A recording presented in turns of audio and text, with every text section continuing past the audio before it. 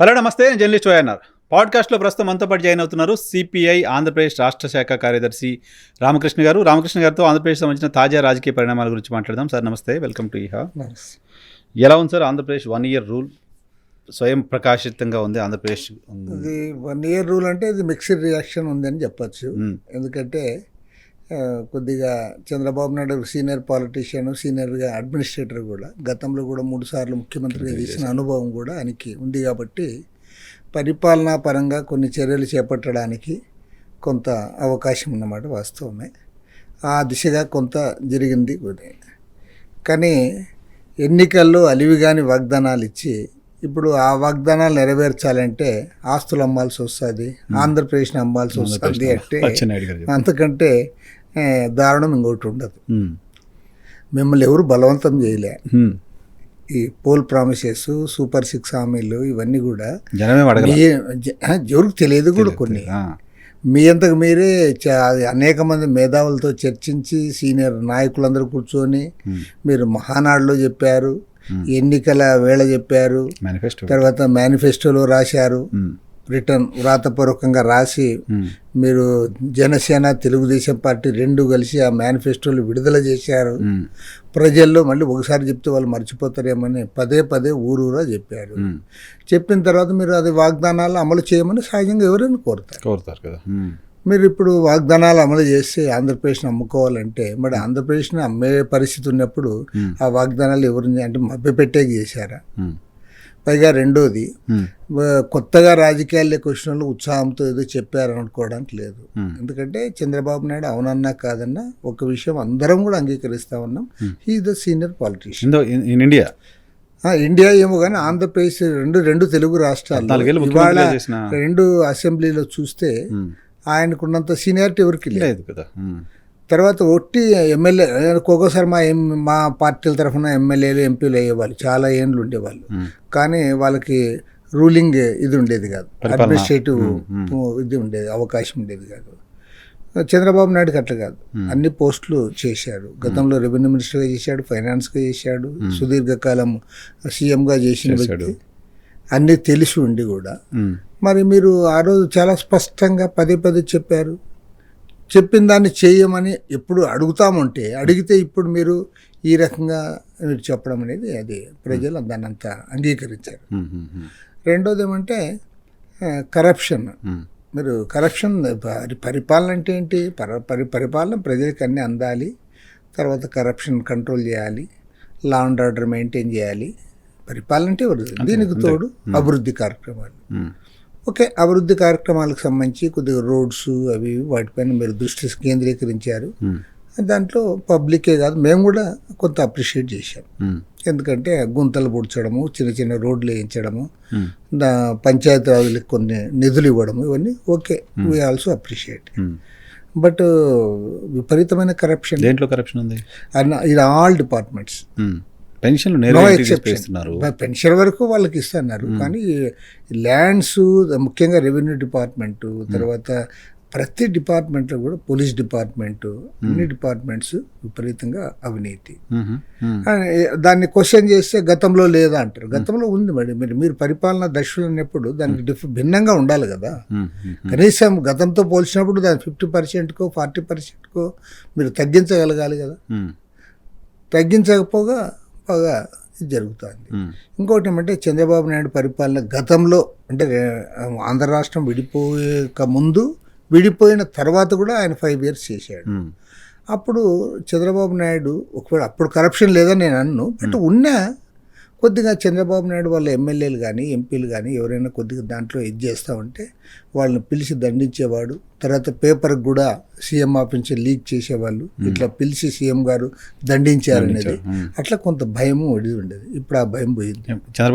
చంద్రబాబు అంటే ఎమ్మెల్యేలకు భయం లేదు. ఎమ్మెల్యేలు అందరూ బాగా 80% ఏదో జిల్లాకు ఒకరో ఇద్దరో తప్ప ఏదో పబ్లిక్ ఒపీనియన్ భయపడి కొద్దిగా ఉండేవాళ్ళు. మిగతా వాళ్ళందరూ కూడా బాగా అంగళ్ళు తెరిచి కూర్చున్నారు, బాగా ఆ పనిలోనే ఉన్నారు. కాబట్టి అంటే చంద్రబాబు, నేను వేరే వాళ్ళతో పోల్చడం లేదు, చంద్రబాబు నాయుడు పరిపాలనతో పోలుస్తాను. అంటే గతంలో 3 సార్లు సీఎంగా ఉన్నప్పుడు ఆయన నేను గమనించింది ఏమంటే ఎవరైనా బరి తెగించి వ్యవహరిస్తే వాళ్ళ విషయంలో కొంత మీడియాలో వచ్చిందన్నా ఎక్కడ బయట తెలిసిందన్నా పిలిచి మాట్లాడము, తర్వాత దండించడము, కొద్దిగా ఆయన కూడా పబ్లిక్ ఒపీనియన్ గౌరవించాలని ఆ దృష్టితో పోయేవాడు. ఈసారి అదేమో నాకు అర్థం కాలేదు. ఆయనకి తెలియట్లేదా ఇప్పుడు? తెలియకుండా ఎట్లుంటుంది? తెలియకుండా ఉండే సమస్య లేదు. ఎందుకంటే వాళ్ళేమో పాపం రహస్యంగా చేస్తే తెలియదు అనుకోవచ్చు. వాళ్ళు బాహాటంగా బెదిరించి ఎందుకు సార్? చంద్రబాబు నాయుడు గారు నిన్న మన క్యాబినెట్లో కూడా చూసా, మీరు మంత్రులు ఎవరు మాట్లాడలేదు, మంత్రులు పెర్ఫార్మెన్స్ బాగాలేదు, మిమ్మల్ని పీకేస్తాను, ఇటువంటి వార్నింగ్లు ఇస్తున్నారని విన్నా. మంత్రులకే వార్నింగ్ ఇస్తున్నప్పుడు ఎమ్మెల్యేలు పట్టించుకోరా? నిజమే, కరప్షన్ విషయంలో చెప్పలేడు. ఎందుకంటే చెప్పినా దానికి అంత సమంజసంగా ఉండదని నేను అనుకుంటాను. కారణం ఏమంటే అందరూ కూడా డబ్బులు ఖర్చు పెట్టే గెలిచారు. చంద్రబాబు నాయుడు కొంత డబ్బు వాళ్ళకి ఇచ్చినా వీళ్ళు కూడా డబ్బులు చాలా తెచ్చిపెట్టడం, అప్పు చేయడం, వ్యాపారం సార్. డబ్బులు పెట్టి గెలిచారు కాబట్టి డబ్బులు సంపాదించుకోవాలా? వారికి సమాధానం ఏముంటది? వారు లేకపోతే ఇంత ఓపెన్ గా తెలుగుదేశం ఎమ్మెల్యేలు ఎప్పుడు ఇంత బరి తెగించి ఎప్పుడు నేను చూడలే. ఫస్ట్ టైం వాళ్ళు ఇట్లా చేయడం అనేది. బట్ పార్టీగా కూడా నష్టం కదా వాళ్ళకి. సరే, వాళ్ళు సంపాదించుకోవడం వదిలేయడానికి ఇప్పుడు ప్రజల్లో ప్రజలు కూడా మన దగ్గర చాలా వీళ్ళని అర్థం చేసుకున్నాడు కష్టమే. వాడేమో డబ్బులు ఇచ్చి తీసుకునేంత వరకు వాడు ఓటుకు రాడు. ఆ డబ్బులు పెట్టినోడు వీడు ఎందుకు ఊరికే ఉంటాడు? వీళ్ళు డబ్బులు తింటా ఉంటే మా ఎమ్మెల్యే అది తింటున్నాడు, ఇది తింటున్నాడు, ప్రజల్లో కూడా ప్రచారం బాగా చేస్తున్నారు. బాగా చాలా పక్కా ప్రచారం పబ్లిక్లో కూడా. తొందరగా గవర్నమెంట్ పట్ల అసంతృప్తి పెరగడానికి ఇది కూడా ఒక కారణం. కరప్షన్, ఎమ్మెల్యేల కరప్షన్, డిపార్ట్మెంట్స్లో కరప్షన్, తర్వాత వీళ్ళు అన్నిట్లో కూడా దాంట్లో కూడా ఇన్వాల్వ్ కావడం. కొంతమంది ఎమ్మెల్యేలు అయితే పూర్తి బరి తెగించి మన బ్రాందీ షాపుల దగ్గర వాళ్ళదే, ఇసుక దగ్గర వాళ్ళదే, తర్వాత డిపార్ట్మెంట్స్లో కలెక్షన్, కొంతమంది అధికారులతో ట్రాన్స్ఫర్స్లో కలెక్షన్. కాబట్టి ఏమంటే కరప్షన్ అనేది బాగా తారస్థాయికి పోతుంది. కూటమికి ప్రభుత్వ మనుగడకి ప్రమాదం కదా, చాలా ప్రమాదం ఖచ్చితంగా. ఇప్పుడు పవన్ కళ్యాణ్ మీద కూడా ఇమేజ్ తగ్గడానికి ఇది కూడా కారణం. తగ్గిందా పవన్ కళ్యాణ్ ఇమేజ్? డెఫినెట్ తగ్గుతుంది కదా. ఎందుకంటే అతను చాలా సీరియస్గా స్పందించాడు. ఈ ముఖ్యంగా రైస్ ఏదైతే ఉందో, సబ్సిడీ రైస్, అది ఇది విదేశాలకు పోతుంది, అక్రమాలు జరుగుతూ ఉన్నాయి, బ్లాక్ మార్కెట్ జరుగుతూ ఉంది, తర్వాత స్టీమర్లో పోతా ఉన్నాయని చెప్పి అతను పడవల దగ్గర పోయి అక్కడ కాకినాడ పోర్ట్లో అదంతా కూడా సినిమాటిక్గా అది పబ్లిక్ బాగా సీజ్ ద షిప్ అనడంతో పబ్లిక్ అటెన్షన్ బాగా డ్రా చేశాడు. ఇప్పుడు చూస్తున్నాం కదా, మొత్తం లారీలు పోతానే, అన్ని పోతానే, అందరికి నడుస్తుంది as it is. Pawan Kalyan seize the లారీని కూడా అనలే, సీజ్ ద షిప్ అన్నవాడు ఇప్పుడు కనీసం సీజ్ ద లారీని కూడా అనలేకపోతాను. ఆయన దృష్టికి రావట్లేదా? ఆయన తెలియదేముంది, అందరికి తెలుసు. ఇప్పుడు అంటే వీళ్ళు పాత్రదారులు మారిపోయారు అంతే. అప్పుడున్న ఎమ్మెల్యేలు అప్పుడు ఇన్వాల్వ్ అయితే, ఇప్పుడున్న ఎమ్మెల్యేలు ఇప్పుడు ఇన్వాల్వ్ అవుతారు. కాబట్టి ఇంకా దాన్ని పవన్ కళ్యాణ్ నిజాయితీని కూడా శంకించదలుచుకున్నారా మీరు, రామకృష్ణ గారు? నిజాయితీ సమస్య కాదు కదా ఇది. నిజాయితీ నీకుందా లేదా అంటే ఇది సమస్య ఒక వ్యక్తి నిజాయితీ కాదు. ప్రభుత్వంలో ఏం జరుగుతుంది అనేది ప్రజలు చూస్తారు. ముఖ్యంగా రూలింగ్లో ఉండే వాళ్ళని. ఇప్పుడు యాక్చువల్గా ఇప్పుడు అపోజిషన్లో ఉండే పార్టీ పైన పెద్దగా ప్రజలు దృష్టి సారించరు. ఏ కారణం ఏమంటే అపోజిషన్ కదా, వాళ్ళకి ఏం అధికారాలు ఉంటాయి అన్నట్లు ఉంటారు. ఇప్పుడు మన దగ్గర ఏమంటే ఇవి గవర్నమెంట్స్ కూడా అట్లా ఉన్నాయి. గతంలో ఇట్లుండేది కాదు. అపోజిషన్ లీడర్ కూడా రెస్పెక్ట్ ఇచ్చేవాళ్ళు, అపోజిషన్ ఎమ్మెల్యేకి కానీ ఎంపీకి కానీ వాళ్ళు కూడా కొన్ని పనులు అయ్యేటివి, అవన్నీ ఉండేది. ఇప్పుడు ఏమైపోయిందంటే ఇది కక్ష సాధింపు ధోరణి వచ్చిన తర్వాత ఫ్యాక్షన్ రాజకీయం మాదిరి తయారైపోయింది. నువ్వు అసలు అపోజిషన్ ఎమ్మెల్యేలు అంటే వాళ్ళు సెక్రటరియట్లోనే కనపడరు. మాది కాదు ఇంకా ప్రభుత్వం అవుతుంది కాబట్టి మేము పోనక్కర్లేదు, వచ్చినా కూడా మీకు మీ అర్జీ తీసుకోనక్కర్లేదు అనే పద్ధతుల్లో వ్యవహరిస్తూ ఉన్నారు. కాబట్టి మీరు గమనించండి, మీరు కూడా చూడండి. గతంలో జగన్మోహన్ రెడ్డి గవర్నమెంట్ ఉన్నప్పుడు తెలుగుదేశం ఎమ్మెల్యేలు కానీ ఇంకోరు కానీ వాళ్ళ ప్రజాప్రతినిధులు ఎవరు సెక్రటరియట్లో కనపడేవాళ్ళు కాదు. అది ఉమ్మడి ఆంధ్రప్రదేశ్ రాష్ట్రంలో కాంగ్రెస్ పార్టీ అది ఉన్నప్పుడు అప్పుడు ఇది లేదు. పోయేవాళ్ళం, కలిసేవాళ్ళము, ఎంత ఇచ్చాము. ఈవెన్ రాజశేఖర రెడ్డి గారు సీఎం ఉన్నా, ఈవెన్ చంద్రబాబు నాయుడు గారు సీఎం, ఇతరులు కలిసేవాళ్ళు, వేరే పార్టీ లీడర్స్ కూడా ఇంటర్వ్యూస్ ఇచ్చేవాళ్ళు, అది ఉండేది. ఇప్పుడు ఏమైపోయిందంటే ఈ రాష్ట్రం విడిపోయిన తర్వాత ఇది ఒక నిజంగా ఒక పెద్ద డెమోక్రసీకే ఒక పెద్ద దెబ్బ అది. ఎందుకంటే ఎప్పుడు కానీ డెమోక్రసీలో అధికారం మెజారిటీ వచ్చిన వాళ్ళు అధికారంలో ఉన్నప్పటికీ మిగతా రాజకీయ పార్టీలు, ఎమ్మెల్యేలు వారు కూడా ప్రజలతో వాళ్ళ రోల్ వాళ్ళు ప్లే చేయాలి. నీకు ప్రతిపక్షం అనేది విమర్శించకే లేకపోతే, నీకు లేదా ప్రతిపక్షం కూడా ప్రజా సమస్యలు తీసుకుని పోయి చెప్పడానికి అవకాశం లేకపోతే అది అధికార పార్టీకి ఎట్లా తెలుస్తుంది? నా పాయింట్ ఏంటంటే పవన్ కళ్యాణ్ గారు గతంలో అవినీతి జరుగుతోంది, రేషన్ బియ్యం అక్రమంగా తరలిస్తున్నారు అని హడావుడి చేశారు. సో ఇప్పుడు తరలిస్తున్న విషయం ఆయనకు తెలియదా? తరలిస్తుంటే కూడా మన వాళ్ళు తరలిస్తున్నారు కాబట్టి మనం మాట్లాడకూడదు అనుకుంటున్నారా? లేకపోతే ఆయనకు కూడా ఏమైనా డబ్బులు వస్తున్నాయి అనుకుంటున్నారా? తరలిస్తున్న విషయం ఆయనకు తెలియకుండా పోయే సమస్య లేదు. ఎందుకంటే సివిల్ సప్లైస్ మినిస్టరే జనసేన నాదెండ్ల మనోహర్ గారు. నాదెండ్ల మనోహర్ కూడా కొద్దిగా తెలివైనోడు, కొద్దిగా సౌమ్యుడు, అన్ని విషయాలు అంత ఆకలింపు చేసుకోగలిగిన వ్యక్తి. కాబట్టి వాళ్ళకి తెలియకుండా ఏముంటుంది, వాళ్ళకి బ్రహ్మాండంగా తెలిసి మౌనంగా ఉన్నారంటే అసలు అందుకే చెప్తున్నా. ఇప్పుడు ఎమ్మెల్యేలని నేను చెప్పినట్టు ఒకటి తెలుగుదేశం ఎమ్మెల్యేలనే కాదు, ఇట్లా కూటమి ఎమ్మెల్యేలు అందరూ దీంట్లో ఎక్కువ మంది ఆ పనిలోనే ఉన్నారు. కాబట్టి వాళ్ళకి వీళ్ళు నాయకులుగా ఉన్నారు కాబట్టి వాళ్ళని కాపాడుకోవడమే వీళ్ళ ఒక ప్రధానమైన కర్తవ్యంగా వీళ్ళు కూడా పనిచేస్తారు. కొద్ది రోజుల క్రితం, వారం రోజుల క్రితం నాకు ప్రకాశం జిల్లాకు సంబంధించిన ఒక ఎమ్మెల్యే ఒక నెలకి రేషన్ బియ్యం ద్వారా ఆయనకు వస్తున్న ఇన్కమ్, రేషన్ మాఫియా ఆయనకి ఇస్తుంది 18 లక్షల రూపాయలట. ఒక ఎమ్మెల్యేకి ఒక కాన్స్టిట్యున్సీలో ఉన్న రేషన్ మాఫియా పర్ మంత్ ఇస్తున్న అమౌంట్ 18 లక్షలు. ఒక విషయం చెప్తేనే నేను మీరు అంటుంటే నాకు అది గుర్తొస్తుంది, నిజమేనా అనిపిస్తుంది. నేను నమ్మలేదు. 100% దాంట్లో అనుమానమే పడాల్సిన పని. అసలు ఇదన్నైతే ఏదో బియ్యము వాడు ఎవడో వస్తుంటే అమ్ముకుంటాడు. నేను చాలా ఇది ఇంపార్టెంట్, ఇది ఒక మంచి ఆ టౌన్ కూడా చాలా ఇంపార్టెంట్ టౌన్. దాంట్లో ఆ ఎమ్మెల్యే వాళ్ళు వైశాస్ది ల్యాండ్ వాళ్ళు ఎప్పుడో 1969లో కొన్నారు. వైశాస్ని ఈ ల్యాండ్ మీది కాదు, పొలంలోకి రండి చూసామని పొలంలో పిలిపించి పొలంలో అతను గొంతు పట్టుకున్నాడు. ఎమ్మెల్యే అంటే పోయినాడు. అది ఏమంటే అసలు అతను పట్టా ల్యాండ్ 69 నుంచి వాళ్ళది, ఆయన పొలంలోకి ఆయన పిలిచి అక్కడ వాళ్ళ పొలంలోనే మళ్ళీ అతను గొంతు పట్టుకున్నాడు. నా దగ్గరకు వచ్చి నాకు కంప్లైంట్ ఇచ్చారు. నేను దాన్ని అంతా చూసి మళ్ళీ వాళ్ళకి గవర్నమెంట్ దృష్టికి కూడా తీశాను. కాబట్టి ఏమంటే గతంలో ఎప్పుడు ఇంత దుర్మార్గంగా జరగలేదు. సినిమాల్లో చూసేవాళ్ళు అంతా. సినిమాల్లో జరిగిన అంటే ముఖ్యంగా తెలుగుదేశం గవర్నమెంట్ ఉన్నప్పుడు, ముఖ్యంగా చంద్రబాబు నాయుడు సీఎంగా ఉన్నప్పుడు ఎమ్మెల్యేలు ఎవరైనా బరి తెగించి చేస్తే వాళ్ళని కంట్రోల్ చేసేవాళ్ళు ఆయన. ఇప్పుడు ఏముంది, మీరు అసలు ఇప్పుడు తాడిపత్రి ఎమ్మెల్యే రానివ్వను అంటాడు, ఓడిపోయిన ఆయన్ని. అది ఇప్పటి వరకు నడుస్తుంది. చంద్రబాబు ఏం చెప్పడంలా, నువ్వు రానివ్వను ఊళ్ళేక అని అంటే ఓకే. అతను ఇంతకుముందు ఎమ్మెల్యే, ఇప్పుడు ఎమ్మెల్యే కాదు. ఎమ్మెల్యే కాకపోయినంత మాత్రాన ఊళ్ళో నివాసం ఉండేకుండదా. కాబట్టి ఏమంటే వీళ్ళ పద్ధతులు బాగాలేవు. తర్వాత ఒక ఊళ్ళు ఇప్పించేది, లేదా ఊళ్ళోకి రావాలంటే కప్పం కట్టాలనేది. ఒక మంత్రి ఆ పని చేశాడు రాయలసీమలో అని అంటున్నారు. అవునా? అంటున్నారు. కాబట్టి వీటిపైన మరి ఖచ్చితంగా సీఎం గారు దృష్టి సారించకపోతే నేను గ్యారంటీ చెప్తా, 100% చెప్తా, వీళ్ళు చాలు మీ మర్యాద తీసేకి, మీ గవర్నమెంట్ పోగొట్టేకి.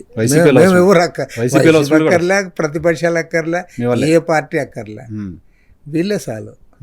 ఎందుకంటే పబ్లిక్ అన్ని గమనిస్తూ ఉంటారు. ముఖ్యంగా ఎవరైతే అధికారంలో ఉంటారో వాళ్ళు ఏం చేస్తున్నారు, వాళ్ళ వ్యవహార తీరు ఎలా ఉంది, వాళ్ళు ప్రజలతో ఎట్లా మాట్లాడుతూ ఉన్నారు, మీడియాతో ఎట్లా మాట్లాడుతూ ఉన్నారు, ఇవన్నీ కూడా గమనిస్తూ ఉంటారు. అవి వీళ్ళు ముఖ్యంగా అధికారంలో ఉన్నాయి. అదే ప్రతిపక్షంలో మనం ఒక మాట ఎక్కువ మాట్లాడినా కూడా దానికి అంత ఇది ఉండదు. ప్రతిపక్షం వాడికి ఏదో బాధ అయింది, కోపం వచ్చింది, మాట్లాడినాడు అని అనుకుంటారు. కానీ అధికారంలో ఉన్నవాడు సేమ్ వర్డ్స్ యూజ్ చేసినాడు అంటే వీటికి చూడపా ఎంత పెరిగిపోయింది అన్నట్లుగా. అదే వాడు అనేవాడు, మనం పడేవాడు అన్నట్టు తప్ప మనమే అంటా ఉంటే ఇప్పుడు జగన్మోహన్ రెడ్డి గవర్నమెంట్లో సగం గబ్బులు వేసింది అట్లే. వాళ్ళని కొడాలి నాని అట్లా వాళ్ళందరూ పెట్టించి తిట్టిస్తూ ఉంటే ప్రతిరోజు అవన్నీ కూడా పబ్లిక్లో నెగిటివ్ పోయినాయి. కాబట్టి ఏమంటే ఇవాళ ఒకేసారి బెదిరింపు స్థాయిలో లేదంటే దోచుకునే స్థాయిలో పోతే అది ఖచ్చితంగా. మద్యం విధానం ఎట్లుంది సార్ ఏపీలో? మద్యం విధానం, ప్రస్తుత మద్య విధానం ఇప్పుడు మద్యం విధానం, మద్యం ప్రియులకి ఎవరైతే తాగుతూ ఉన్నారో వాళ్ళకి పెద్ద ఇబ్బంది అయితే కనపడలేదు. పెద్ద వాళ్ళ నుంచి కంప్లైంట్స్ అయితే కనపడలేదు. తర్వాత ఆ ప్రభుత్వానికి వచ్చే ఆదాయం ఏం తగ్గలే, ఆదాయానికి సబ్జెక్ట్ ఆదాయం వస్తూనే ఉంది, మద్యం ప్రియులకి బాగానే ఉంది. కాబట్టి ఓవరాల్గా చూసినప్పుడు దీని ద్వారా ప్రజల్లో దీనిపైన పెద్ద అసంతృప్తి, వ్యతిరేకత వస్తుందని అనుకోవడంలే. ప్రభుత్వం చెప్పిన దానికి భిన్నంగా జరుగుతున్నది ఏమంటే, చంద్రబాబు నాయుడు గారు 1-2 సార్లు బెల్ట్ షాపుల గురించి గట్టిగా మాట్లాడినాడు. కానీ అదేమి ఎక్కడ అమలు కాలే. బెల్ట్ షాపులు ఉన్నాయి, బెల్ట్ షాప్ పక్కాగా ఉన్నాయి. అసలు కొంతమంది బెల్ట్ షాప్లో అయితే బాగా బార్ల బాగా నడుపుకుంటున్నారు. పర్మిట్ రూమ్లు పర్మిట్ తీసుకొని బార్ ఎట్లా పెడతారో ఆ టైప్లో కూడా నడుపుకుంటున్నవా కొన్ని విలేజ్లో కూడా ఉన్నాయి అట్లాంటివి. ఊర్లో విలేజ్లో కూడా పోయినాయి. కాబట్టి ఏమంటే బెల్ట్ షాపుల విషయంలో మాత్రం ప్రభుత్వం తమ చెప్పిన దాన్ని వాళ్ళు మాట నిలబెట్టుకోలేదు.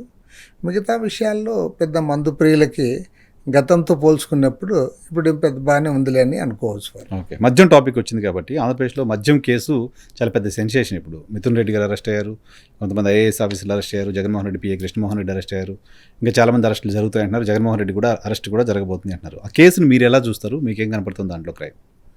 మద్యము స్కామ్ అనేది మాత్రం జరిగింది అనేది మేము అందరం కూడా ఆరోపించాం జగన్మోహన్ రెడ్డి గవర్నమెంట్ ఉన్నప్పుడే. ఎందుకంటే జగన్మోహన్ రెడ్డి చేసిన అతిపెద్ద తప్పు ఏమంటే అతను మద్యపాన నిషేధాన్ని పెడతాను అన్నాడు. ఎలక్షన్ దశలవారీ మద్యపాన నిషేధం, దశలవారీ ఎన్నికల నాటికి అసలు మద్యం ఉండదు. అసలు 2024 ఎన్నికల్లో మద్యపాన నిషేధం అమలు చేసిన తర్వాతనే మిమ్మల్ని ఓట్లు అడుగుతా అన్నాడు. అంటే చాలా క్లారిటీ ఇచ్చాడు. ప్రతి సంవత్సరం 20% తగ్గిస్తూ పోతాను. ఫస్ట్ ఇయర్ 20% తగ్గించాడు కూడా. అది జరగకపోగా ఏమంటే అతను చేసిన అతిపెద్ద తప్పు ప్రభుత్వం పేరుతో ప్రభుత్వమే ఇదంతా వ్యాపారం చేస్తుంది, ప్రభుత్వమే అమ్ముతుంది, ప్రభుత్వమే షాపులు నడుపుతుంది అనే పేరుతో మొత్తం తన కంట్రోల్లోకి తీసుకున్నాడు. ఇది మాత్రం అతిపెద్ద తప్పు, అతిపెద్ద స్కామ్ కూడా ఇది. కానీ నేను ప్రజల తరఫున ప్రభుత్వం తీసుకోవడం ఎట్లా స్కామ్?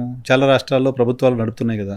అదే ఇక్కడ ఏమంటే మొత్తం వాళ్ళు హ్యాండ్ ఓవర్ చేసుకొని వాళ్ళు కొంతమందికి ఆ బాధ్యత అప్పచెప్పి దాన్ని అంతా కూడా డిస్టిల్ వాళ్ళని ఇది చేయడము, తర్వాత వాళ్ళు అనుకున్నట్లుగా ఇది చేయడము, ఇవన్నీ చేశారు. చేసింది మాత్రం 100% వాస్తవము.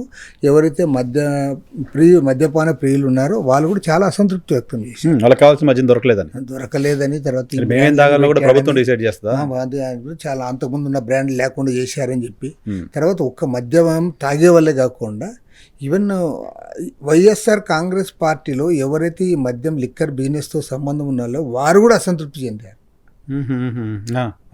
వాళ్ళని నువ్వు ఇది చేసేవి వాళ్ళు తీవ్రమైన అసంతృప్తి. ఒక ఆయనతో పై హోదాలో ఉన్న వ్యక్తి కూడా వీళ్ళ దాటికి తట్టుకోలేక దాన్ని వదిలిపెట్టేశాడు. మళ్ళీ మద్యపానం ఎవరైతే తాగే వాళ్ళు ఉన్నారో వాళ్ళు అసంతృప్తి వ్యక్తం చేశారు. తర్వాత వీళ్ళు చేశారు. తర్వాత ఇప్పుడు వాళ్ళు క్లియర్ కట్గా ఒక కేసు ఇది చేశారు. కేసు పెట్టి ప్రభుత్వము ఇప్పటికి 100 సార్లు చెప్తాంది. ఏం చెప్తుంది అంటే 3,500 కోట్ల రూపాయలు ఇందులో స్కామ్ జరిగింది అని. ఓకే, 3,500 కోట్లు మీరు స్కామ్ జరిగిందని మీరు 100 టైమ్స్ చెప్పారు. కానీ నేను ప్రజల తరఫున అడిగేది ఏమంటే, ఓకే ఆ 3,500 కోట్లు 10% ఆ పై ఖర్చులకో దానికో వాళ్ళకి వాడుకున్నారుకో, ఆ 3,000 కోట్లు అయితే ఖచ్చితంగా ఎక్కడో దగ్గర ఉండాలి కదా. అది ప్రజాధనం కదా. మరి మీరు ఆ ప్రజాధనాన్ని తీసుకొని దాన్ని మీరు ఖజానాకి జమ చేయండి. మీరు అట్లా కాకుండా ఇప్పుడు 12 మందిని అరెస్ట్ చేశారు. మిథున్ రెడ్డితో 12 మంది అయ్యారు. మీరు ఇంకా 12 మందిని అరెస్ట్ చేయొచ్చు. ఇప్పుడేం ఆగుతారేం లేదు. మీరు ఇంకా చాలా మీతో లిస్ట్ ఉంటుంది, మీరు ఎవరిని చేసుకుంటారు. కానీ మీరు ఇంత ప్రయాసపడి ఇంత చేసి మీరు ఆ అమౌంట్ మీరు చేయకపోతే, సీజ్ చేయకపోతే, లేదంటే ఆస్తులు కాన్ఫిస్కేట్ చేయకపోతే అది ఖచ్చితంగా పబ్లిక్లో ఏమొస్తుంది, వీళ్ళు అధికారంలో ఉంటే వాళ్ళ మీద పెడతారు, వాళ్ళ అధికారంలో ఉంటే వీళ్ళ మీద కేసులు పెడతారు అని అనుకుంటాను. Money recovery important. Yes, money recovery చేసి నువ్వు చేస్తే అప్పుడు పబ్లిక్లో నీ మీద ఇది వస్తుంది. ఓహో వీళ్ళు మీరేమంటున్నారు, దుబాయ్కి తీసుకుపోయాడు, తర్వాత హైదరాబాద్లో డెన్లు పెట్టారు, తర్వాత అక్కడ తాడేపల్లిలో పెట్టారు, ఓటర్లకు కూడా పంచారు కదా. ఓటర్లు పంచింది ఇడిచిపెట్టింది పోయింది అనుకుందాం అని. వాళ్ళకి ఎంతో 200 కోట్లు 300 కోట్లు అట్లా పోయింది. ఒంగోలు, నెల్లూరు, చిత్తూరు జిల్లాలో పంచారని అన్నారు. పోన్లే ఆ పంచింది పక్కన తీసి మిగతా డబ్బన్నా ఉండాలి కదా. మరి దాన్ని పట్టుకోండి.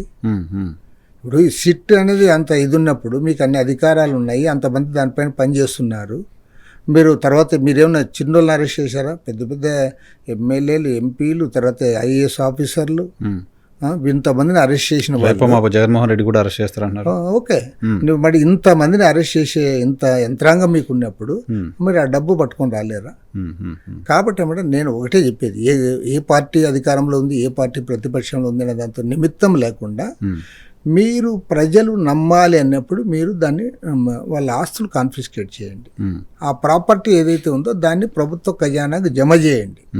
అది చేయకుండా మేము కేసులు పెడతా ఉంటాము, వాళ్ళు తీసుకుని పోయి జైల్లో పెడతాము, కొంతమంది రాజమండ్రిలో పెడతాము, కొంతమంది విజయవాడలో పెడతామంటే ఎంతమందిని పెట్టినా కూడా పబ్లిక్ లెక్క రాదు అది. మీరు అది ఆ డబ్బును కూడా మీరు పట్టుకొని ఇట్లా డబ్బు దొరికింది ఇది దీతి అని మీరు చేయగలిగిన డెఫినెట్ ఉంటుంది. అందులో కొద్దిగా అయితే ఏదో ఖర్చు పెట్టాడు, లేదంటే పోగొట్టుకున్నాడు, లేదంటే ఇంకో దానికి పెట్టాడు. ఇన్ని వేల కోట్లను మీరు చెప్పినప్పుడు మరి 3,000 కోట్లను మీరు కాన్ఫిస్కేట్ చేయాలి కదా, పట్టుకోకుండా చేయడం అంటే అది అంత సరిగా ఉండదు. పట్టుకోకపోతే జనాలు రిసీవ్ చేసుకోరా సార్ దాన్ని? ఖచ్చితంగా పొలిటికల్ కేసు అనుకుంటారు. వీళ్ళు అధికారం వచ్చారు కాబట్టి వాళ్ళ మీద కేసు పెట్టారనుకుంటారు. నువ్వు అది తీసుకొని కాంక్రీట్గా పెడితే అనుకో, పెట్టినప్పుడు డబ్బు దొరికింది అనేది నీకు ప్రజలకి అర్థమవుతుంది, మెటీరియల్ కనపడుతుంది కాబట్టి.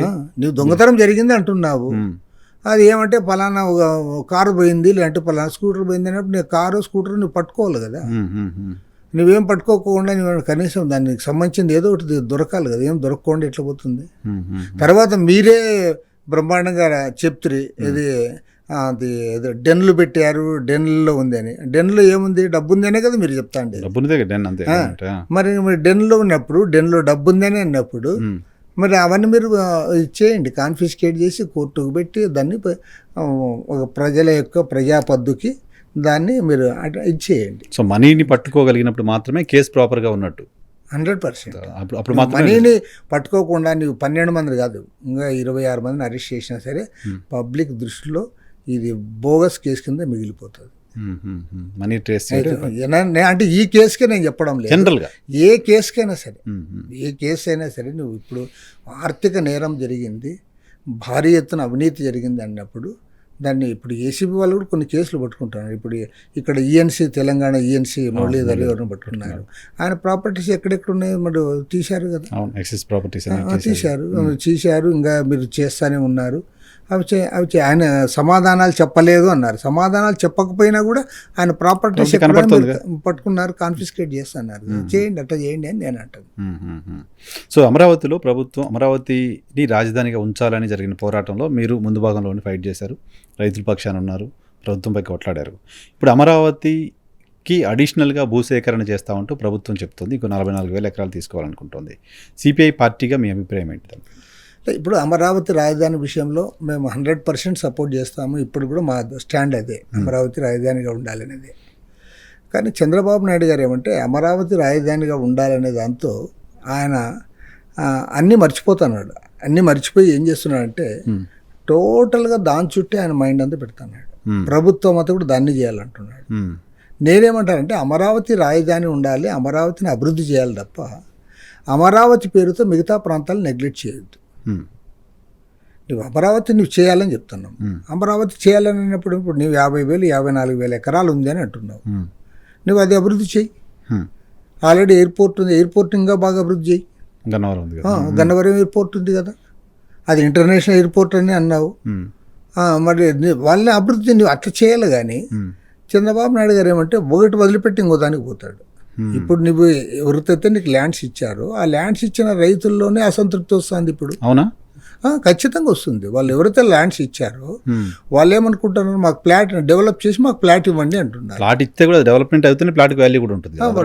వాళ్ళకి వాల్యూ పెరిగింది. దాన్ని మరి కొంతమంది అన్నట్లుగా వాళ్ళంతా ఇదిగా వాళ్ళకి మేలు జరగలేదని కరెక్ట్ కాదు. పెరిగింది, వాళ్ళు ఈవెన్ వాళ్ళ ఇది చేస్తే కూడా వాళ్ళకి వస్తుంది. కానీ నేననేది మట్టి ఎవరికైనా సరే వాళ్ళ సొంత భూములు అవి, సొంత భూములకి నువ్వు ఏదైతే ప్లాట్లు ఇస్తున్నానో ప్లాట్లు ఇచ్చి డెవలప్ చేయి. అక్కడ అన్నీ కూడా నిర్మాణాలు పెట్టి మీరు అప్పులు తెచ్చారు, అప్పులు తెచ్చి చేస్తూ ఉన్నారు. ఇది చేసిన తర్వాత ఫేజ్డ్ మేనర్లో ఇంకో దానికి పోవాలి. నేను ఒకటే అడుగుతా, ఇప్పుడు మెట్రో అనౌన్స్ చేశాడు మెట్రో. అసలు మెట్రో అంటే ఒక 40-50 లక్షల జనాభా ఉంటే తప్ప మెట్రోకి ఉండదు. ఈవెన్ హైదరాబాద్ లాంటి మెట్రోలే లాభాలు రావట్లేదు, రేట్లు పెంచుతున్నారు. ఓకే, అయినా సరే ప్రజల యొక్క అవసరాల రీత్యా మనకు హైదరాబాద్ లాంటి చోట్ల అవసరము. విశాఖపట్నం లాంటి చోట్ల కూడా 20-25 లక్షల జనాభా ఉన్నారు. అక్కడ పెడతామంటే కూడా ఆడ ఇంకా వైబిలిటీ ఉంటుందా లేదనేది కొంతమంది డౌట్ పడుతున్నారు. నీవు విజయవాడలో ఇప్పుడు అది పెడతానంటే దానివల్ల అంత తొందరగా ఆడ అంత ఉన్నట్లుండి జనాభా రారు కదా. కాబట్టి ఏమంటే నేననేది డెవలప్మెంట్ చేయాలి. డెవలప్మెంట్ చేయాలన్నాడు ఫేజ్డ్ మేనర్లో ముందుకు సాగాలి. ఫేజ్డ్ మేనర్లో ముందుకు సాగుతూ అది రాష్ట్రంలో ఉన్న అన్ని ప్రాంతాల అభివృద్ధికి అది ముందయ్యేటట్లు ఉండాలి. ఓకే, నువ్వు ప్రయారిటీ అమరావతికి ఇస్తావా, అందరం సపోర్ట్ చేస్తాం. నీవు లాస్ట్ టైం ఇదే తప్పు చేశాడు చంద్రబాబు నాయుడు. 2014 నుంచి 19 వరకు ఆయన స్లోగన్ ఏమి, అమరావతి పోలవరం, పోలవరం అమరావతి ఏపీ, పోలవరం సోమవారం అన్నాడు. ఈసారి వచ్చేలాగా మొత్తం మార్చేసావు. పోలవరం మాట్లాడంలే, సోమవారం అనేది మర్చిపోయినావు, మంగళవారం కూడా లేదాడా. ఇప్పుడు మళ్ళీ వేరేది ఎత్తుకున్నాడు, పోలవరం బనకచెర్ల అంటాడు. నేనంటాను పోలవరం ఎక్కడికి పోయింది. మన ఇరిగేషన్ మినిస్టర్ నిమ్మల రామానాయుడు గారు, ఆయన ఒక విషయంలో నేను అభినందిస్తాను. ఏమంటే ఇన్నాళ్ళకు ఒక ఆయన వాస్తవం చెప్పాడు. ఆయన ఏమంటాడంటే 45.72 మీటర్ల ఎత్తులో నిర్మిస్తాము, కానీ అందులో నీళ్లు మాత్రం 41.15 పెడతామంటాడు. నువ్వు ఎందుకు కడుతున్నావు? పర్పస్ ఏంటి? నువ్వు ఎందుకు కడుతున్నావు? డ్యామ్ మనం ఎందుకు కడతాము? ఆ హైట్లో ఆ వాటర్ నిలుపుకొని ఆ వాటర్ మనం వినియోగించుకోవాలి, తాగునీరు, సాగునీరు. అదేవిధంగా అక్కడ పోలవరంలో ఉన్న ప్రత్యేకత ఏమంటే 960 మెగావాట్ల విద్యుత్ శక్తి కూడా ఉత్పత్తి చేయాలి. నీవు 135 అడుగుల్లో నీళ్లు పెట్టుకుంటే నీవు 960 మెగావాట్ల విద్యుత్ శక్తి ఎట్లా వస్తుంది? అటు ఉత్తరాంధ్ర సుజల స్రవంతి, ఇక్కడ కృష్ణా డెల్టాకి ఇవన్నీ నీళ్ళు ఎట్లా వస్తాయి? కాబట్టి ఏమంటే నువ్వు పోలవరం ఇప్పుడు గాలికి వదిలేసి ఇప్పుడు కొత్త స్లోగన్ అందుకున్నావు, పోలవరం బనకచెర్ల అని. కాబట్టి ఏమంటే చంద్రబాబు నాయుడు గారు ఈ అధికారం రాకముందు ఏదైతే చెప్పాడో చెప్పిన దానికి భిన్నంగా ఇప్పుడు కొత్త స్లోగన్స్ తీసుకుంటున్నాడు. నువ్వు ఏనాడైనా ఈ 54,000 ఎకరాలకు మళ్ళీ 40,000 ఎకరాలు తీసుకుంటావని చెప్పావా? బిఫోర్ ఎలక్షన్ లేదు, నువ్వు ఎప్పుడు చెప్పలే. నువ్వు పోలవరం బనకచెర్ల అనేది ఎప్పుడని చెప్పావా? చెప్పలే. ఇప్పుడు మళ్ళీ దాన్ని చెప్తున్నావు.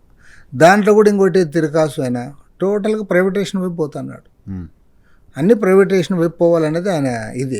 టూరిజం డిపార్ట్మెంట్లు, హోటల్స్ అవి ఇవన్నీ ఉన్నాయి, వాటన్నిటిని ప్రైవేట్కి ఇవ్వాలని, మెడికల్ కాలేజీలు ప్రైవేట్కి ఇవ్వాలని. చివరికి ఎంత దిగజారినాడంటే ఈ పక్కాగా ఇరిగేషన్ ప్రాజెక్ట్ను ప్రైవేట్కి ఇస్తానంటాడు. రైతులు కూడా డబ్బులు కట్టి తీసుకోవాల్సిన పరిస్థితి వస్తే డబ్బులు కట్టేది కాదు సార్, వాడికి ఎవడు సార్ పెత్తనం. నేను అనేది ఏమంటే నీవేమంటాడు, 1/4 state government, 1/4 central government, 1/4 contractor, 1/4 loan తెస్తాను అంటాడు.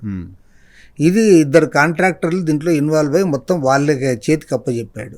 ఇక్కడ మన ఇరిగేషన్ ఇంజనీర్లు కాదు ఇదంతా, మొత్తం డిజైన్స్, దానికి పర్మిషన్స్ అన్ని తెచ్చే బాధ్యత కూడా వాళ్ళే తీసుకున్నారు. డబ్బులు పెట్టేది వాళ్ళే తీసుకున్నారు, ఆల్రెడీ తీసేసుకున్నారు వాళ్ళు. నేను అడుగుతా ఉన్నా, ఇంకా దానికి గవర్నమెంట్ వేయాలంట.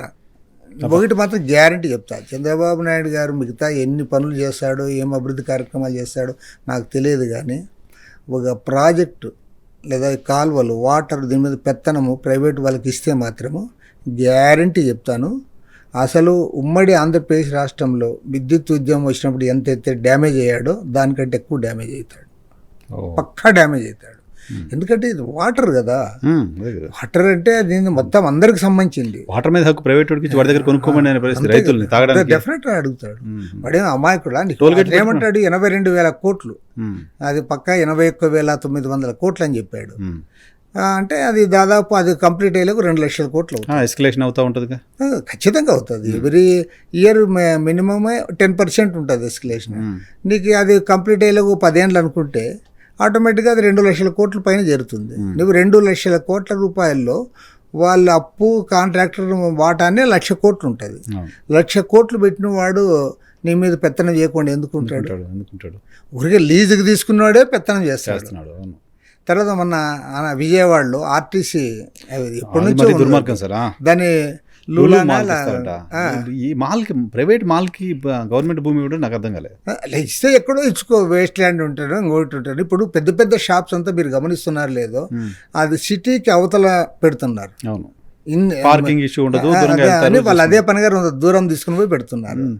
మరి నువ్వు ఇక్కడ విజయవాడలో హార్ట్ ఆఫ్ ది సిటీ ఇస్తానంటావు. ఆర్టీసీ ల్యాండ్ ఎక్కడ? Heart of the city. RTC bus stand కంటే కూడా ఇప్పుడు ఆయన ఇస్తానన్నది ఉందే, అది గవర్నర్పేట డిపో, అది ఇంకా అదే సెంటర్ అనమాట. దాన్ని ఇస్తానంటావు ఎందుకు? అక్కడ ఎందుకు ఇస్తావు? నువ్వు గవర్నమెంట్ ల్యాండ్ ఉంది కదా, లేదంటే నీ వాడు సిఆర్డిఏలు ఇవ్వు, కొత్త అమరావతి డెవలప్ అవుతుంది, పెద్ద షాప్ వస్తుంది అని షాపింగ్ కోసం వచ్చి చూస్తారు అమరావతి జనాలు. డెఫినెట్ అక్కడ రేపు పొద్దున డెవలప్ అవుతుంది అది అనే దాంతో నువ్వు ఇచ్చినావంటే కూడా ఎవరు తప్పు పట్టరు. కానీ ఇక్కడ ఇస్తానంటాడు. కాబట్టి ఏమంటే ఆయన ఆల్రెడీ ఆయన మైండ్ అంతా కూడా ప్రైవేటైజేషన్ వైపు పోతుంది. అది ఇప్పుడు అదనపు భూసేకరణకి ప్రభుత్వం ముందుకెళ్తే సిపిఐ పార్టీ వ్యతిరేకించబోతుందా, ఉద్యమాలు చేయబోతుందా? అది పబ్లిక్లో ఏమొస్తుందో చూద్దాం. ఇప్పుడు మేము మాత్రం ఒకటే, మా స్లోగన్ సింపుల్, దేన్ని గుడ్డిగా వ్యతిరేకించదలుచుకోవాలి. అట్లా అని చెప్పి బలవంతపు భూసేకరణ ఎక్కడ జరిగినా దాన్ని మేము వ్యతిరేకిస్తాం, 100% వ్యతిరేకిస్తాం. అని ఒకటి ఒక ఇండస్ట్రీ రావాలన్నా, ఒక ప్రాజెక్ట్ రావాలన్నా, లేదా ఒక షాప్ రావాలన్నా, ఏది రావాలన్నా ఖచ్చితంగా. కానీ అది అసహజంగా ఉండకూడదు. నేను అసహజం అనే పదం ఎందుకు వాడుతున్నానంటే, ఆయన ఏమంటాడు, అక్కడ రైల్వే స్టేషన్ పెడతాము దానికి 1500 ఎకరాలు అంటాడు. నేనైతే ఎక్కడ ఇన్లా 1500 ఎకరాలు ఒక రైల్వే స్టేషన్ పెడతారని నాకు ఎవరో చెప్పారు.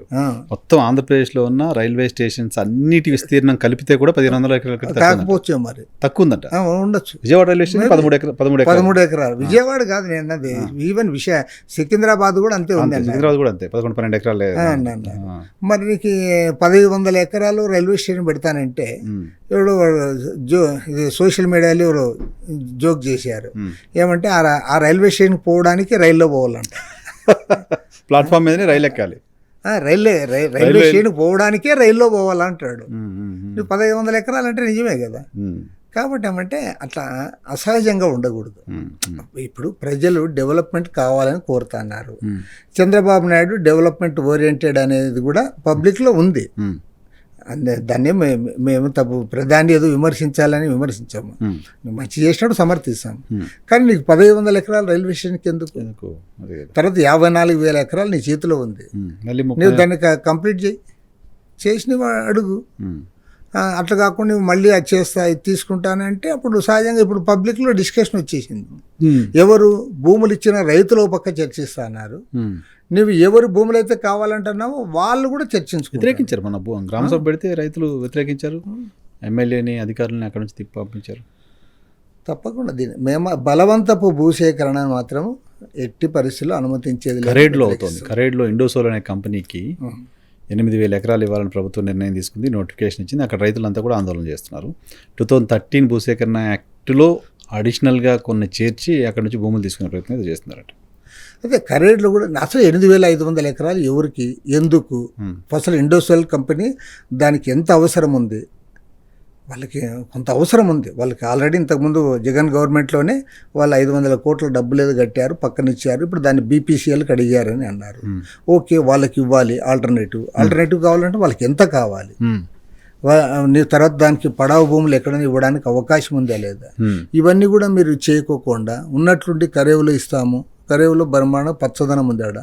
మేము పోయి ఆడ చూసామంటే చిన్న సన్నకారు రైతులు బాగా చిన్న పాపం ఆకుకూరలు కాయగూరలు ఇవన్నీ పండించుకొని నర్సరీ పెట్టుకొని వాళ్ళు బతుకుతా అన్నారు.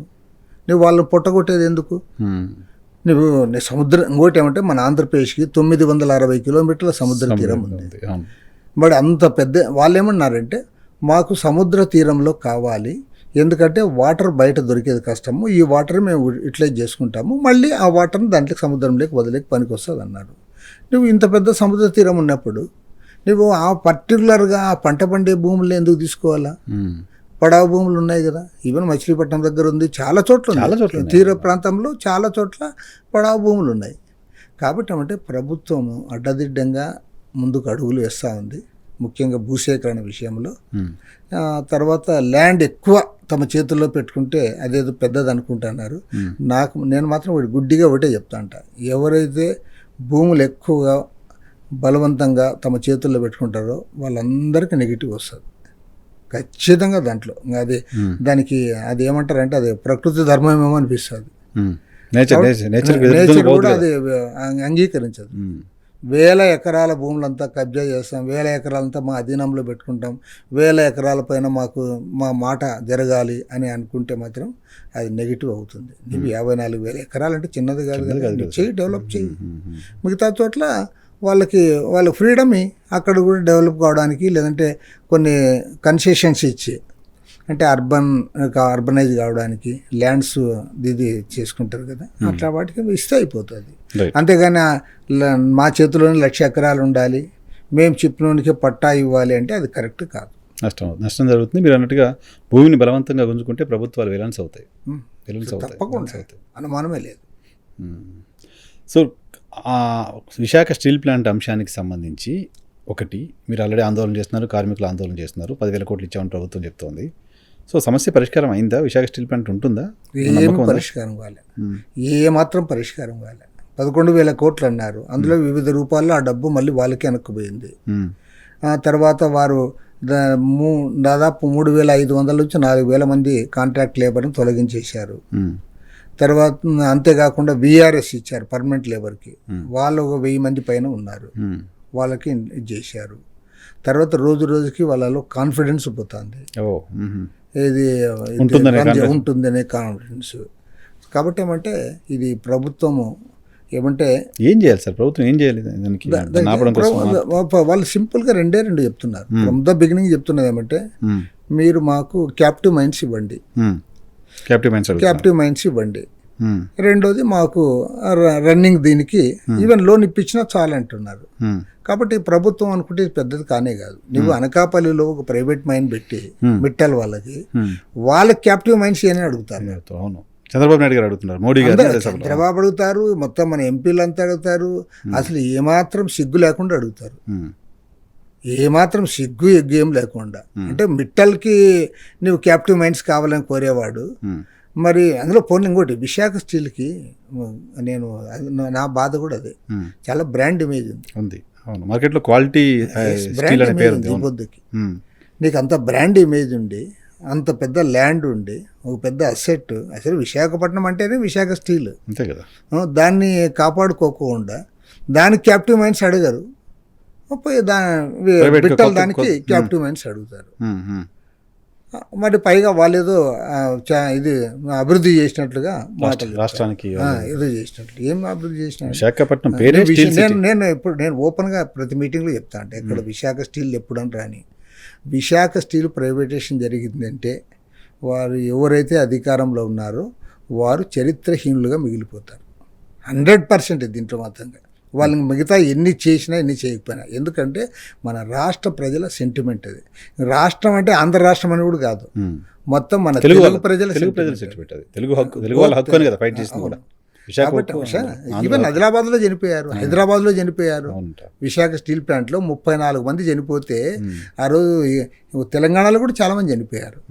అది సుదీర్ఘమైన పోరాటం, అనేక మంది జైళ్ళకి పోయారు. కాబట్టి ఏమంటే ఆ రోజు కొల్లి నాగేశ్వరరావు గారు మా యూత్ లీడర్గా ఉండేవారు, తర్వాత రైతు నాయకుడు అయ్యారు. వీళ్ళందరూ కూడా జైళ్ళలో ఉన్నారు, ప్రతి జిల్లాలో జరిగింది. కాబట్టి ఏమంటే అది ప్రజల మైండ్స్లో ఉంది. దాన్ని యాక్చువల్గా దానివల్లనే ఇన్నాళ్ళు ఆగింది, లేకపోతే ఈ పాటికి వీళ్ళందరూ కూడా చేతులు ఎత్తేసింది, భయంతో అయిపోయారు. ఆంధ్రప్రదేశ్లో ప్రత్యేక హోదా అనే అంశం లేదా సార్? అయిపోయిందా?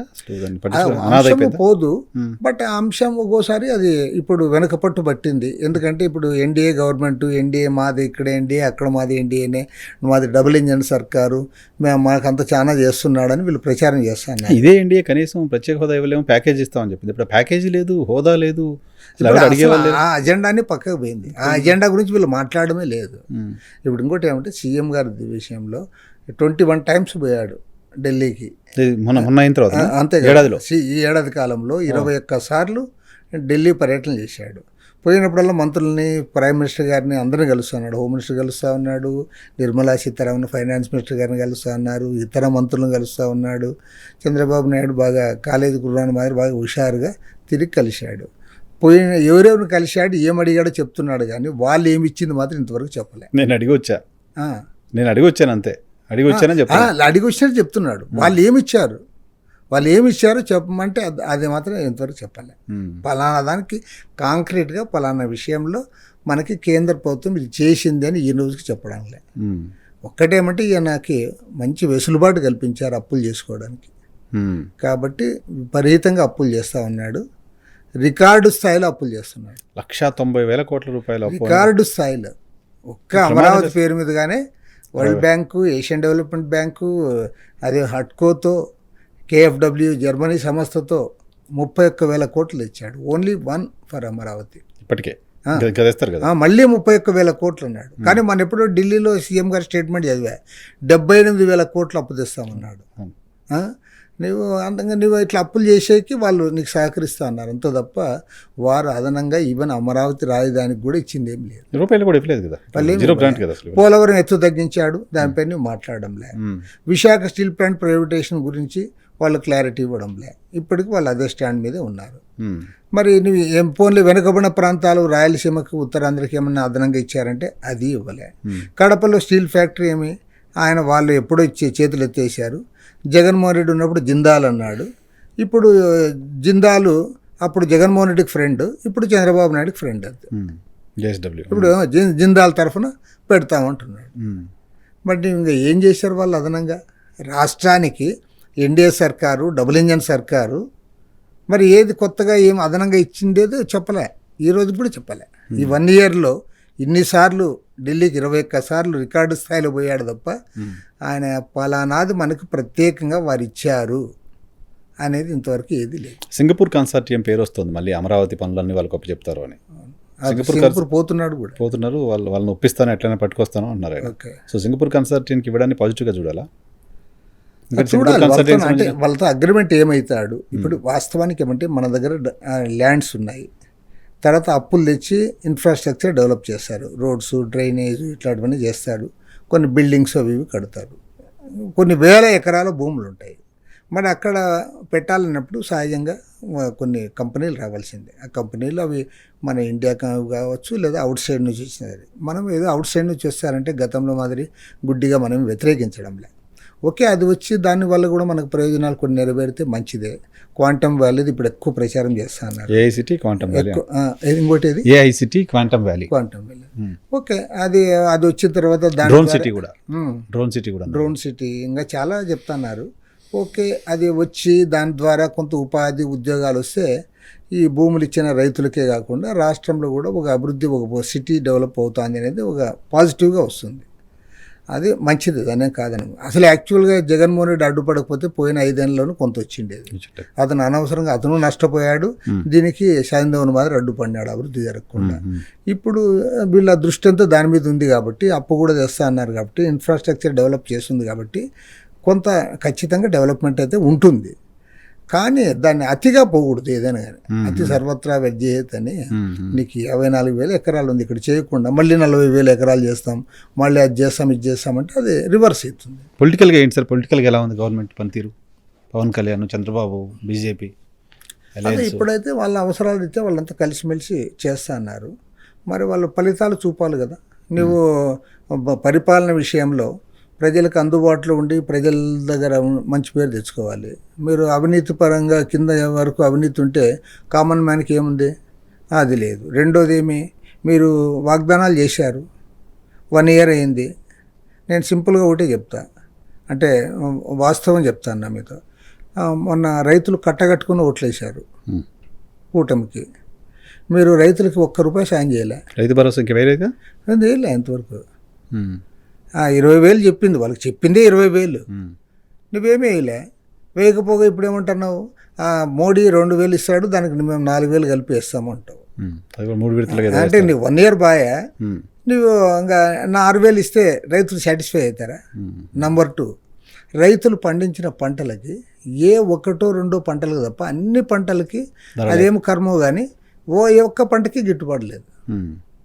చివరికి మామిడి పండ్లు వాళ్ళు కూడా ఇది అయ్యారు. పొగాకు, ప్రతి పంట, శనగలు మిర్చి పండించిన రైతులు అందరు కూడా అసంతృప్తే. మరి ఇంకా నువ్వు వాళ్ళకి చెప్పిందే చిన్న వాగ్దానం ఇచ్చావు, 1 ఇయర్ అయినా ఆ వాగ్దానం నెరవేర్చకపోతుంది. తర్వాత నువ్వు వాళ్ళకి ఎట్లా గిట్టుబాటు ధరలు ఇవ్వలేకపోతావు, కనీసం మద్దతు ధరలు ఇవ్వలేవు. కాబట్టి నువ్వు రైతులు ఎందుకు నీ పట్ల సంతృప్తి వ్యక్తం చేస్తారు? ఈవెన్ తెలుగుదేశానికి ఓట్లు వేసిన వాళ్ళైనా వాళ్ళకి ఏదో కొంత చెప్పి నువ్వు కొన్ని చేస్తా ఉంటే, నువ్వు 20,000 చెప్పావు, వస్తాను ఒక 10,000 ఇచ్చింటే వాళ్ళ నీ గురించి ఓహో ఈ గవర్నమెంట్ మాకు ఇస్తూ ఉంది, 10,000 ఇచ్చాడు, 20,000 ఇచ్చేవాడే కానీ డబ్బులు లేనందువల్ల 10,000 ఇచ్చాడు కానీ కాస్త అది అని కూడా వారే చెప్పిందరు, మనం చెప్పనక్కర్లేదు. ఇప్పుడు మనం మన అపోజిషన్ పార్టీలో మనం విమర్శిస్తాము అనేది కాకుండా వాళ్ళ స్వానుభవం నుంచి వాళ్ళు చెప్తారు పబ్లిక్. ఇప్పుడు మనం చెప్పేదంతా వాళ్ళు పాజిటివ్గా రిసీవ్ చేసుకోరు, వాళ్ళు కూడా వాళ్ళ బుర్ర పెట్టి ఆలోచిస్తారు, మనం చెప్పేది కరెక్టా కాదా, వీళ్ళు చెప్తున్నది వాస్తవాలు మాట్లాడుతున్నాడా లేదంటే ఏదో ప్రభుత్వాన్ని దుమ్మెత్తిపోయాలని మాట్లాడుతున్నాడా అనేది కూడా గమనిస్తారు జనం. వాళ్ళు అంతే, ఇది క్లియర్ కనపడుతుంది. కేసులు సార్, ప్రతిపక్షం పైన కేసులు పెట్టి వేధిస్తోంది అంటూ వైసీపీ చేస్తున్న ఆరోపణ జనాల్లోకి వెళ్తుందా? బిలీవ్ చేస్తారా పబ్లిక్? ఇప్పుడు అది దాన్ని బట్టి కేసును బట్టి ఉంటుంది. నేను చెప్తే కదా ఇంతకుముందు లిక్కర్ కేసే ఉంది. లిక్కర్ కేసులో వాళ్ళు నిజంగా నగదు బట్టి చేసినారనుకో, అది ఓహో పక్కాగా ఉంది అనుకుంటారు. లేదంటే ఏదో మామూలుగా కేసులు పెడతా అంటారులే అనుకుంటారు అంతే. ఈ కేసుల విషయంలో కూడా అంతే జరుగుతుంది. కేసులు పెట్టడం ఇవన్నీ కూడా ప్రభుత్వానికి ఏమైనా నెగిటివ్ అవుతాయా? నెగిటివ్, అది డిపెండ్స్ ఆన్ ద కేసు. కొన్ని కేసులు జరగాల్సింది అనే వాళ్ళు కూడా ఉంటారు. కొన్ని కేసుల్లో ఎవరైనా అమాయకులు పెట్టినప్పుడు సహజంగా అది బూమ్రాంగ్ అవుతుంది కూడా. అట్లా కాకోకుండా దాంట్లో ఇది ఉన్నప్పుడు, కేసులు సత్తా ఉన్నప్పుడు, లేదంటే అవతల వాళ్ళ మీద కూడా నెగిటివ్ ఇది ఉన్నప్పుడు అది సహజంగా అది గవర్నమెంట్కి ప్లస్ కూడా అవుతుంది కొన్ని సందర్భాల్లో. ఇదంతా ఒకే కేసులు పెట్టారు కాబట్టి అంత నెగిటివ్ అవుతుందని, కానీ కేసులు పెడతారు కాబట్టి అంత పాజిటివ్ అవుతుందని అట్లా కూడా ఉంటుంది ఇన్సిడెంట్ బట్టి కూడా. ఒకే కేసులో ఒక పర్సన్ మీద కొద్ది ఇన్నోసెంట్ ఎవరైనా పెడితే వెంటనే రియాక్ట్ అవుతారు, ఇన్నోసెంట్ పెట్టారు అతనికి ఏం సంబంధం అని జనరల్గానే వాళ్ళ పబ్లిక్లో వచ్చేస్తారు. అట్లా కాకుండా వాళ్ళు ఇన్వాల్వ్ అయిన వాళ్ళనే ఇది చేసినప్పుడు సరే మరి ఇన్వాల్వ్ అయినారు కాబట్టి వాళ్ళ మీద కేసు పెట్టారు అంటారు. Right sir, thank you very much for కేటాయించండి. ఇది రామకృష్ణ గారితో స్పెషల్ పాడ్కాస్ట్ చూస్తూనే ఉండండి.